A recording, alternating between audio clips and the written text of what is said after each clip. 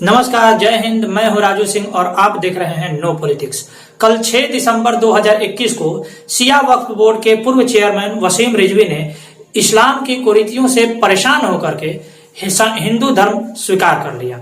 उन्होंने सनातन धर्म स्वीकारते समय यह बताया कि उन्होंने केवल इस्लाम की कुरीतियों और जो गुंडई का उनका रिवाज है उससे परेशान होकर के उन्होंने ऐसा कदम उठाया है, क्योंकि शियाओं को मुसलमान तो मुसलमान मानते ही नहीं है। मुसलमानों के जितने भी फिरके हैं वो शियाओं को मुसलमान मानते ही नहीं है। इसलिए उन्होंने इस्लाम से परेशान होकर के सनातन धर्म को स्वीकार कर लिया। अब उन्होंने इसके लिए 6 दिसंबर को ही क्यों चुना, ये बहुत महत्वपूर्ण चीज है। 6 दिसंबर आपको कुछ याद आया? 6 दिसंबर 1992। अब लग रहा है कि याद आ गया होगा आपको कि इसी दिन 6 दिसंबर 1992 को हमारे दीवाने सनातनियों ने अयोध्या में स्थित गुलामी के उस ढांचे को कुदाल, हथौड़ी, छेनी से और अपने हाथों के नाखूने से खुरोच खुरच कर गिरा दिया था और वो इतिहास के पन्नों में दर्ज हो गया। और इसीलिए उन्होंने हिंदू विजय दिवस के रूप में 6 दिसंबर के दिन ही सनातन धर्म को स्वीकार कर दी। ऐसे मौके पर कुछ लोगों को तो मिर्ची लगनी ही थी और ये मिर्ची लगी कांग्रेस के एक नेता फिरोज खान को, जो कि हैदराबाद में बैठकर यह ऐलान करता है कि वसीम रिजवी के सर को जो लेके आएगा उसको 50 लाख रुपया का इनाम दिया जाएगा। हो भी क्यों ना, क्योंकि हैदराबाद और कांग्रेस दोनों का जहां पे कॉकटेल हो वहां पर ऐसे बयान तो आने ही हैं, क्योंकि कांग्रेस में तो ऐसे नेताओं की भरमार है। अब देखना यह है कि इस पर आगे क्या एक्शन हो पाता है। याद है आपको कमलेश तिवारी, जिनको इसी तरीके से मारने के लिए ऐलान किया गया था और अंततः 2017 में उनके गर्दन काटकर हत्या कर दी गई थी।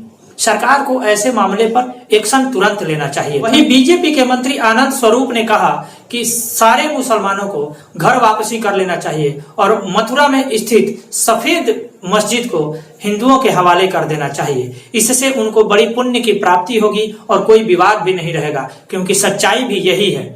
और देखना यह है कि इस पर क्या प्रतिक्रिया आती है चारों तरफ से। अब चलते हैं जम्मू कश्मीर की ओर। एक बार फिर से महबूबा मुफ्ती के 370 हटने का जो दर्द है वो उनके जुबान पर आ ही गया। उन्होंने एक प्रेस वक्तव्य में ये कहा कि पहले ऐसा होता था कि हिंदुस्तान और पाकिस्तान के बीच मैच हुआ करता था और अब ऐसा नहीं हो पाता है। अब तो पाकिस्तान के फेवर में चीयर्स करने वाले लोगों पर भी लाठियां बरसाई जाती है और उन पर केस हुआ करता है। उन्होंने कहा कि गांधी का देश अब लगता है गोडसे का देश बनता जा रहा है। उन्होंने बिल्कुल सही कहा। मुझे लगता है कि इस देश को गोडसे का देश बहुत पहले ही बन जाना चाहिए था।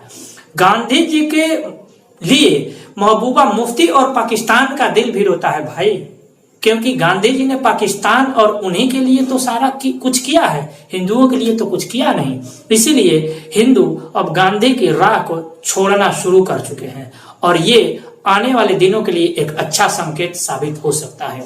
अगली खबर गुरुग्राम से है, जहां पर मुनव्वर फारूकी का एक शो होने वाला था, जहां से उसका टिकट काट दिया गया। जानते हैं मुनव्वर फारूकी कौन है? वह भारत के हिंदुओं के देवी देवताओं के ऊपर अश्लील टिप्पणी कर करके उसे जोक्स का नाम देता था, कहता था कि यह कॉमेडी है।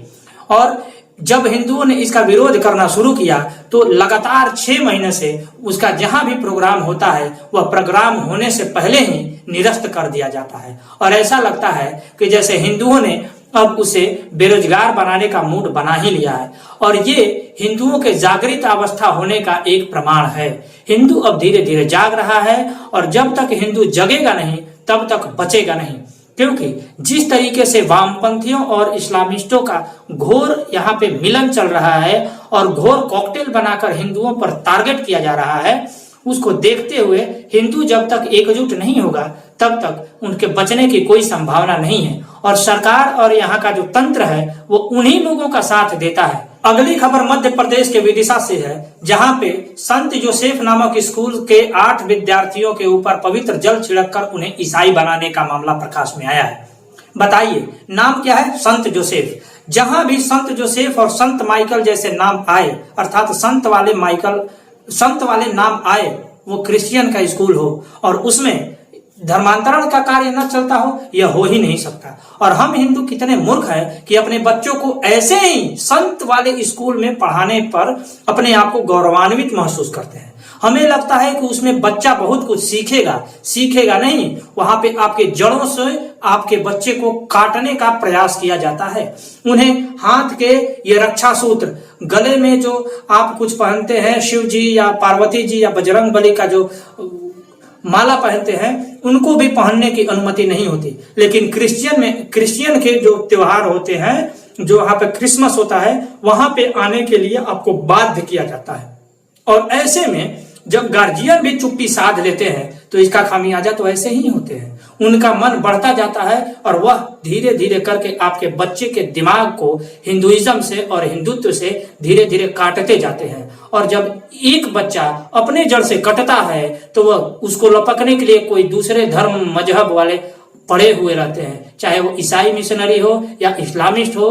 वह इसी ताक में रहते हैं कि आप कब अपने जमीन से कटे और वो आप पर हाथ डाले।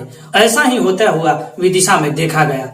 आप इस पर क्या विचार करते हैं? अपना विचार को कमेंट बॉक्स में जरूर लिखिएगा। और हाँ, मुनव्वर फारूकी के बारे में जरा रिसर्च करिए, उसका कहाँ कहाँ प्रोग्राम हुआ था और क्या क्या उसके वक्तव्य थे। YouTube पर उसके बहुत सारे वीडियो पड़े हुए हैं। उन वीडियो को देखिए और तब समझिए कि क्या वाकई में यह कॉमेडियन था जिसका प्रोग्राम आजकल रोज रद्द होता जा रहा है। आप इस पर विचार करिए और अपने विचार को कमेंट बॉक्स में जरूर लिखिए। फिर मिलते हैं अगले एपिसोड में। नमस्कार।